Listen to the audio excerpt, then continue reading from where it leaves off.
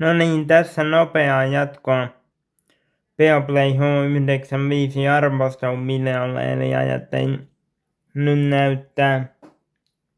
On tullut uusi Beoplay-sovellus, joka on huomattavasti responsiivisempi, niin kuin tästä nähdään, että tuo palkki liikkuu paljon nopeammin ja tässä nyt näkyy nämä pykälät toisin kuin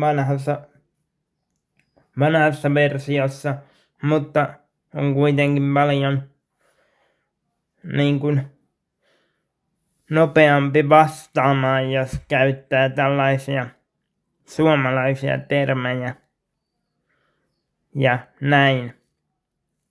Että tällaisen halusin näyttää.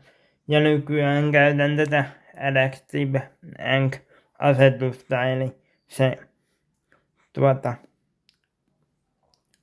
säätää vastamelua automaattisesti, mutta tällaisen halusin näyttää.